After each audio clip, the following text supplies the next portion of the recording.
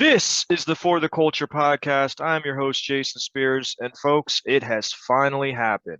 Matt Ryan has been benched due to poor play, injury, whatever you want to call it. And second year pro and Indianapolis Colts quarterback Sam Ehlinger has been named the starter for the remainder of the 2022 season. I think this is great news for a lot of reasons. But first and foremost, I think this gives the fans what they want. Um, they wanted to see exciting football, and I think you're going to see that. Whether it's good or bad, I don't know. But with this offensive line and the way this team has played offensively, you're just not going to win. And so I've said this. I want to know if this guy can play or not. And now we've got 10 games to find out. If not, we're probably going to lose a lot. But in the end, that'll be good because it'll allow us to take our next quarterback. If he's good, then you've got your guy. So we're going to find that out because we play a very difficult schedule and it's going to be tough sledding for him. But I do like the idea of having somebody that can move around. Now Frank can kind of open up his playbook. It's not, I mean, there's going to be a lot more RPOs and stuff like that. This kid, I've liked him since we drafted him. And here's what I'll say. You're not going to find a tougher kid. You're not going to find a better leader. You're not going to find a smarter kid. He's not going to be unprepared. He's not going to be, not ready to play. He's not going to, screw around and not pay attention. This kid is the real deal as far as makeup goes. There's no question about it. He came in and learned this offense in, I don't know, a very short amount of time.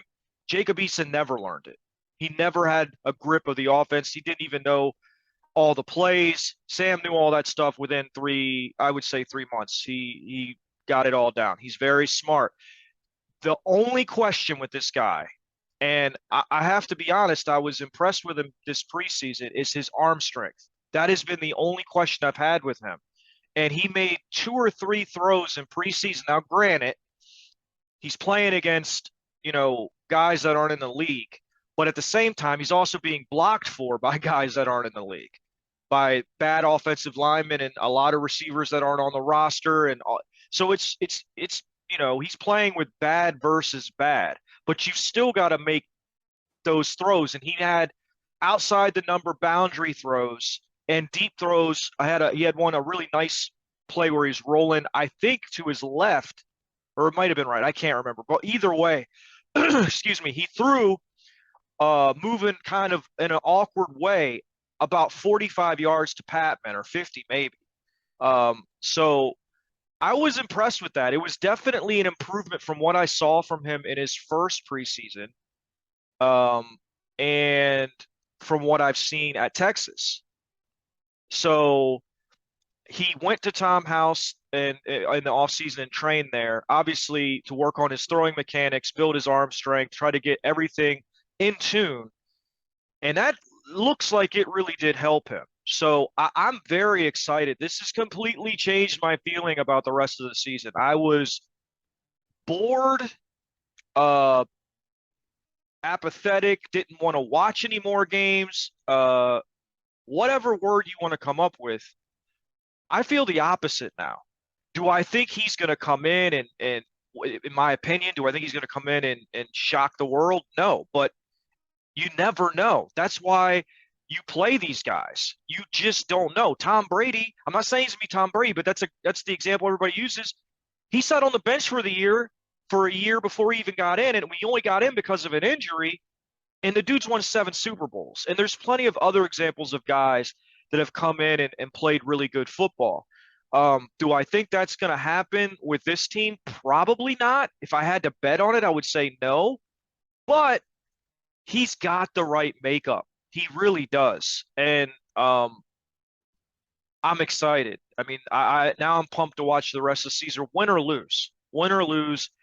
This is going to give us definitive direction going forward. He's either going to be, in my opinion, he's either going to struggle and not improve, and you're going to see the lack of arm strength constantly, because this is it. There's not going to be huge windows to throw the ball. There are going to be tight windows. He's going to have to be accurate. So these next 10 games, this is going to tell you if he's got the arm, because to me, this all comes down to arm. That's it. He's got everything else. He can run. He can move the chains with his legs. He can escape. He can throw on the run. He can do a lot of really good things. But can he sit in the pocket and make a tight window throw on an in cut? Can he throw an out cut? Can he do that consistently? We're going to find that out. If he can't, then we're obviously going to have to, whatever happens record wise, we're going to have to trade up and take a guy. And there are good quarterbacks available. I like a lot of the guys coming out. Young, Stroud, Levis. There's a lot of quarterbacks I like in this draft that I think, could be a building block for the next GM or next head coach if and when those guys are fired. Who knows what happens now? This, to me, is the only way. If this works and Frank works a miracle with this guy and they somehow make the playoffs and he looks like the real deal, I mean, this to me is the only way Frank saves his job. I don't think he was saving his job with Matt Ryan at quarterback. Do I think this was a Frank Reich decision? I think it was laid out to him by Jim Irsay. I think he was basically like, look, you either make the playoffs or you're done. And you're not, and it doesn't look like we're going to make it with Matt Ryan. So you got a decision to make. And I think he made the decision like, look, I know what I have in Matt Ryan. I know what this offensive line is. I'm gonna ride with the young fella. And I think that's what it came to. I think this is an Irsay pushed decision, but I think he got Reich on board fairly quickly. And, look, I love Matt Ryan. He's a great player. He was a great player. He's been an MVP, but the marriage just wasn't going to work. And what Frank said is true. He did not get what he was promised. We got a dog shit offensive line. I mean, it was average at best last year, so I wasn't expecting miracles, but I thought they might improve this year. They've gone off the rails. They're horrible. To me, I haven't watched every line in the league, but I don't see how one could be worse. And he was also promised a running game, and we really haven't had that outside of one game. And so I do agree with that. And when you have a situation where your offensive line can't block, you need a mobile quarterback. And Nick Foles is not mobile. Matt Ryan is not mobile. Matt Ryan also has a grade 2 shoulder separation, which is a 2 to 4 week injury. But I don't think we see him again this year unless Ehlinger gets hurt. God forbid. I hope that doesn't happen because I want to know what we have in this guy. But listen, as far as intangibles and all the variables and all the makeup you look for in a player, this kid has all of it. He's been through, off the field, he's been through hell. Hell. Something I wouldn't wish on my worst enemy. He lost his dad at a young age. He lost his brother last year, right after he got drafted, I think. I mean, that's awful stuff to go through at such a young age. This kid is mature. He's prepared. He's smart. I mean, the things I've heard about how smart this guy is, and you've seen it. I mean, he has this offense. He knows it. He's gotten reps as a scout team quarterback. I mean, let's do it. Let's roll, man. Let's try to find a way to turn this season into something. Even if we don't make the playoffs, if we find our quarterback or we don't, whatever. But let's gain something from this experience. That's the way I'm looking at it. And so I feel great. I'm excited. I'm not expecting miracles. He's going to make mistakes. He's going to make bad decisions. But what you want to see is incremental improvement through game 1 to game 10. That's what we're looking at here. And so it's really, to me, the arm. And that is going to be telling because he's going to have to make tight window, boundary, outside the numbers throws, deep posts, deep outs, he's going to have to do all that stuff. And the tape doesn't lie. So if he can't make those throws and you're constantly seeing guys, just getting there and picking the ball off or knocking it down or whatever, as much as I love his makeup, he's just not going to be able to win consistently in this league. You can't win not stretching the field, as we've seen. We've been basically playing in a 15 to 20 yard box this entire year. Very rare to throw the ball down the field, so I'm really excited. I have said it 3 times, but watching this team was so boring offensively. I am excited to see, let's find out, Frank. Let's find out how good you are. Let's see what you scheme up with a guy that can do everything. He can run. He can throw on the run. He's good outside the pocket. The only thing we have to find out is can he make those outside the numbers throws consistently. Um, but I'm excited to see what he schemes up because there should be a lot of variation. That it's not going to be predictable. Defensive coordinators have no idea what to expect. Um, I think this is a huge positive. And I'm not knocking Matt Ryan. He did the best he could, but he was taking a beating back there. And it wasn't going to get better. And it is what it is. You cannot turn the ball over like he did. And I'm not putting it all on him, but it's on him. It's on him, it's on the line, it's on everybody. But you just can't win doing that. So, I mean, sticking with what, basically doing the same thing over and over again, we were gonna win 8 games and not learn anything. Somebody said to me on Twitter, we still might only win 8 games, but we're going to learn something. We're going to find out if this guy can play or not. If this team wins 8 games and it's largely because of running game and defense, it's not, this isn't the guy, and you make the trade up. You trade whatever you got to do to get up in the draft, and you do what you got to do, and you take the quarterback. That's where we're at. So we're going to find, to me, that's what this season's about now. We find out, okay, is this guy a capable quarterback or not? And if not, you trade what you have to trade. This is the draft to do it. Trade what you have to trade, get up and get the guy you want. Because I think there's going to be teams in the top 3 that won't need quarterbacks. So we'll have to find a way to make that work, and it's going to cost a ton. But you can't win in this league without a quarterback. So that's what, in a nutshell, that's what today is all about to me. The rest of the season is all about to me. Is finding out what we have in Sam Ehlinger. Is he the guy? Is he not the guy? Do we need to trade up? And again, if you're asking me to bet, I'm saying he's probably not the guy. The arm, I'm excited to see him, but the arm scares me because you've got to be able to make all the throws, and I'm not sure he can. But again, I don't know. That's why we're going to find out. And I hope I'm wrong. I hope this kid, I love this kid. I'm rooting for this kid. I've liked him since we drafted him. I loved the draft pick. If you go back and watch the video, because I just think it was a good pick. It was, you push Eason. Eason wasn't the guy. They really like this kid. He's got everything you want as far as makeup goes, and smarts and athletic ability and toughness and all of that. He's got it all. I heard Zach Hicks say if he had Jacob Eason's arm, he would be a star. And that's 100% true. You take Jacob Eason's arm and put it on this kid, he's a Pro Bowl player. There's no doubt in my mind. But he doesn't have Jacob Eason's arm, unfortunately, so we're going to find out. But I am rooting as hard as anyone could possibly root for this kid. With everything he's been through, and not just as a Colts fan, obviously I want him to do well for that reason, but if you've read what this kid has been through, I couldn't imagine at that age going through all that turmoil and still being a great football player at Texas and then coming here and, just doing everything right all the time. I hope he tears it up. I hope he comes out and he's the guy.